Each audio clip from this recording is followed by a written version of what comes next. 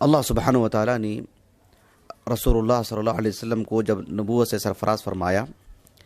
تو آغاز وحی میں جو آیتیں نازل فرمائیں اس میں اللہ تعالیٰ نے کہا اقرأ بسم ربک الذی خلق خلق الانسان من علق۔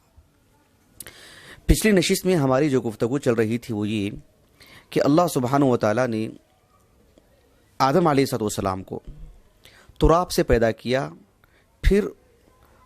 جو مٹی کی جو مختلف شکلیں جو بن رہی تھیں،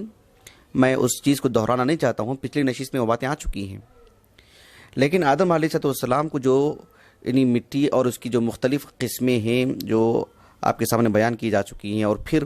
انسان کو ماں کے پیٹ میں جو مختلف مراحل سے گزرنا پڑتا ہے، نطفہ، پھر علقہ، پھر مضغہ، تو ان ساری جو کیفیات ہیں ان میں سے علق کی تخصیص کیوں؟ علق کی تخصیص کیوں؟ اس ضمن میں بھی کچھ باتیں آپ کے سامنے آئیں کہ علق کی کیوں تخصیص ہوئی۔ کچھ باتیں آج کی اس نشست میں ہم آپ کے سامنے رکھیں گے انشاءاللہ۔ آج کی اس نشست کے اعتبار سے پہلی بات یہ ہوگی کہ ایک عظیم عالم دین گزرے ہیں الجزائر کے، تونس کے، مطلب وہاں آس پاس کے ہیں، وہ ابن عاشور کے نام سے معروف ہے علمی دنیا میں، محمد ابن طاہر۔ التحریر و تنویر ان کی تفسیر ہے جو مجلدات ہیں، اور لغہ کے اعتبار سے کافی اچھی تفسیر ہے۔ آپ جو ہے تعویل کرتے ہیں، اسماء و صفات میں اشعری ہیں۔ آپ نے علق کی تخصیص بتلاتے ہوئے البتہ ایک بات یہ کہی ہے کہ علق کی تخصیص اس لیے کہ اللہ رب العالمین نے کہ جو نطفہ ہوتا ہے وہ اپنے آپ میں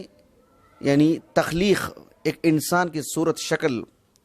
کی قوت نہیں رکھتا ہے۔ قوت نہیں رکھتا ہے کا مطلب یہ ہوتا ہے کہ وہ جب تک علق نہ بن جائے،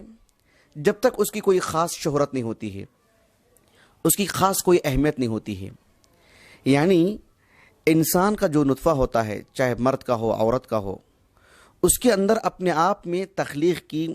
یا جو ہے بچے کی ولادت کی، اس کی شکل و صورت کی، اس کے جو مراحل ہوتے ہیں، اس میں اپنے آپ میں کوئی طاقت نہیں ہوتی ہے جب تک کہ مرد اور عورت کا نطفہ آپس میں مل نہ جائے، وہیں سے تخلیق کی ایک کیفیت شروع ہوتی ہے۔ تو اللہ سبحانہ و تعالیٰ نے اسی لیے علق کی تخصیص فرمائی جہاں سے انسان کا آغاز ہوتا ہے، ورنہ فی نفس ہی ایک مرد کا نطفہ یا ایک عورت کا اپنے آپ میں کوئی معنی نہیں رکھتا ہے جب تک کہ ان کا آپسی امتزاج نہ ہو جائے، یہ آپس میں مل نہ جائیں۔ چونکہ ان کے ملنے سے ہی ایک نئے انسان کی زندگی وجود میں آتی ہے، اسی لیے اللہ تعالیٰ نے آغاز وحی میں علق کا ذکر فرمایا، اور یہ بات بالکل برحق ہے۔ دیکھیے اللہ رب العالمین نے اسی لیے قرآن مجید میں فرمایا سورۃ طارق میں فَلْيَنْظُرِ الْإِنسَانُ مِمَّا خُلِقَ مِن مَاءٍ دَافِقٍ يَخْرُجُ مِن بَيْنِ الصُّلْبِ وَالتَّرَائِبِ۔ الصلب مرد کی پیٹھ کو بولتے ہیں، اور الترائب عورت کی چھاتی کو بولتے ہیں۔ جہاں سے دونوں کے نطفے ملنے سے جو چیز بنتی ہے وہ علق ہے، جو بالکل ایک برائے نام خون جو ہے مطلب جمع ہو جاتا ہے، وہیں سے جو ہے ایک نشو و نما ہوتی ہے ایک انسان کی، ایک نئی ولادت کی۔ اسی لیے اللہ سبحانہ و تعالیٰ نے وہاں سے اس کا آغاز کیا کہ خلق الانسان من علق، ورنہ اور بھی تو مراحل تھے۔ آغاز وحی کے طور پر اس مرحلے کو ذکر کرنے میں یہی حکمت ہے۔ اللہ رب العالمین نے اسی بات کو ایک اور مقام پر فرمایا سورۃ الدہر کے آغاز میں هل أتى على الإنسان حين من الدهر لم يكن شيئا مذكورا إنا خلقنا الإنسان من نطفة أمشاج نبتليه فجعلناه سميعا بصيرا، کہ انسان پر ایک ایسا بھی وقت آیا ہے جب وہ قابل ذکر چیز ہی نہیں تھا۔ اللہ نے کہا کہ ہم نے انسان کو ملے جلے نطفے سے پیدا کیا، یعنی علق سے۔ یہ آپس میں ملنے سے ہی پھر ایک نئی چیز ہوتی ہے، ورنہ فی نفسی اپنے آپ میں کوئی معنی نہیں رکھتی۔ تو اس لیے اللہ سبحانہ و تعالیٰ نے بالخصوص ماں کے پیٹ کے جو مراحل ہوتے ہیں، علق کی تخصیص آغاز وحی میں اس لیے فرمائی کہ یہیں سے جو ہے مطلب آغاز ہوتا ہے انسان کا۔ یہ ایک بات تھی۔ دیکھیے اس ضمن میں ایک حدیث بھی آتی ہے، اللہ کے رسول علیہ السلام کے ایک صحابی انس بن مالک رضی اللہ عنہ، وہ انسان کی رحم مادر میں جب بچے کی ولادت کی جب بات آتی ہے تو اللہ سبحانہ و تعالیٰ یہ فیصلہ فرماتا ہے کہ وہ مخلقہ ہوگا کہ غیر مخلقہ. مخلقہ کہتے ہیں یعنی جس کی ولادت صحیح ہو، نشو و نما صحیح ہو، وہ انسانی شکل اختیار کرنے کی طاقت اس کے اندر آ چکی ہو، یا اس کے اندر آنے کا فیصلہ اللہ نے کر لیا ہے. یا غیر مخلقہ یعنی وہ ساقط ہو جائے گا، ختم ہو جائے گا، اس کی حیثیت نہیں رہ جائے گی، خون کی شکل میں وہ نکل جائے گا وہ. تو اس چیز کو بتلانے کے لیے ایک حدیث مبارکہ ہے. یہ حدیث صحیح بخاری میں ہے اور صحیح مسلم میں بھی ہے. صحیح بخاری میں امام بخاری رحمہ اللہ نے کتاب الحیض میں اس حدیث کو لے کر کے آئے ہیں، حدیث انس کو، اور باب باندھا ہے آپ نے باب مخلقۃ و غیر مخلقہ،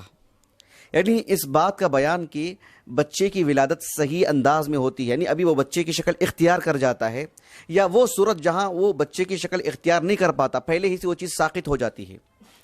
دراصل امام بخاری رحمہ اللہ صحیح بخاری کی کتاب الحیض میں اس حدیث کو لا کر کے ایک فقہی مسئلہ بتلانا چاہتے ہیں کہ اگر ایک عورت حاملہ ہو جاتی ہے اس وقت اسے جو خون نکلتا ہے تو وہ حیض کا مانا جائے گا کہ نہیں مانا جائے گا. وہ ایک فقہی مسئلہ ہے، وہ ہمارے موضوع میں داخل نہیں ہے. اس حدیث کو امام مسلم نے بھی اپنی صحیح مسلم کی کتاب القدر میں لے کر کے آئے ہیں، اور امام نووی نے باب باندھا باب کیفیت خلق الآدمی فی بطن امہ، کہ ایک انسان کی ولادت اس کی ماں کے پیٹ میں کیسے ہوتی، کیسے نشو نما پاتا ہے، کیسے بچے کی شکل وہ اختیار کر جاتا ہے. یہ حدیث جو صحیح بخاری میں ہے وہ اتنی واضح نہیں ہے معنی مفہوم کے اعتبار سے. وہی حدیث امام طبری رحمہ اللہ نے اپنی تفسیر میں لے کر کے آئے ہیں اپنی سند سے، عبداللہ بن مسعود کی طریق سے. اس میں جو الفاظ ہیں وہ زیادہ واضح ہیں، بلکہ حافظ ابن حجر رحمہ اللہ نے فتح الباری میں لکھا ہے کہ صحیح بخاری کی جو حدیث ہے اس سے کہیں زیادہ واضح امام طبری رحمہ اللہ کی جو تفسیر میں ہے وہ زیادہ واضح. اس میں الفاظ کیا ہیں؟ عبداللہ بن مسعود رضی اللہ عنہ کہتے ہیں اس میں انہوں نے رسول اللہ کی طرف نسبت نہیں کی ہے صلی اللہ علیہ وسلم. یہ حدیث سند کے اعتبار سے موقوف ہے اور معنی کے اعتبار سے مرفوع ہے. حافظ ابن حجر رحمہ اللہ نے کہا کہ اس کی سند صحیح ہے، بھلے ہی امام علامہ احمد شاکر رحمہ اللہ نے سکوت اختیار کیا ہے، لیکن حدیث سندن صحیح ہے. حدیث کیا ہے کہ عبداللہ بن مسعود رضی اللہ عنہ کہتے ہیں کہ جب نطفہ جو ہوتا ہے نا رحم مادر میں، اسی وقت فرشتہ آتا ہے، آ کر کے اللہ تعالیٰ سے کہتا ہے کہ یا ربی مخلقۃ او غیر مخلقہ، کہ یہ جو نطفہ ابھی اس کے جو رحم مادر میں جا کے پڑا ہے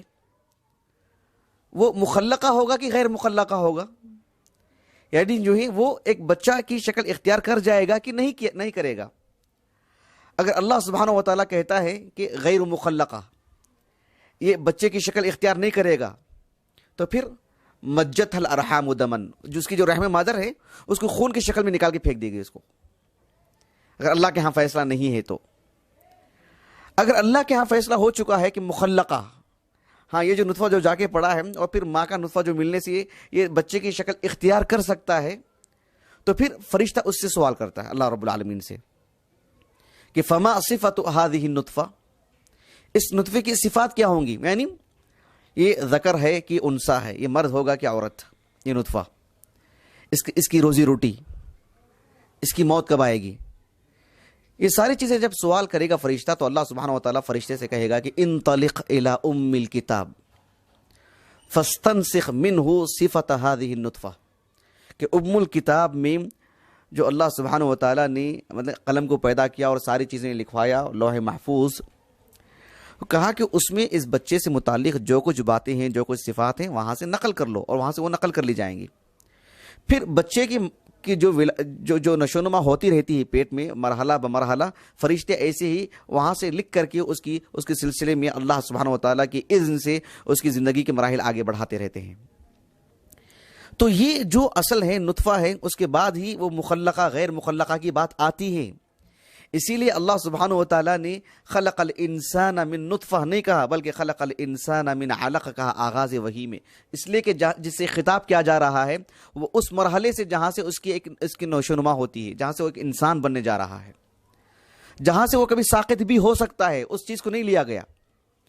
آغاز وحی کے طور پر سنجیدگی سے اس سے خطاب کیا جا رہا ہے جہاں سے انسان کی ولادت ہونے والی ہے. تو یہ بھی ایک بات اس حدیث کے ضمن میں آتی ہے کہ اللہ سبحانہ و تعالیٰ نے یعنی خلق الانسان من علق کہا،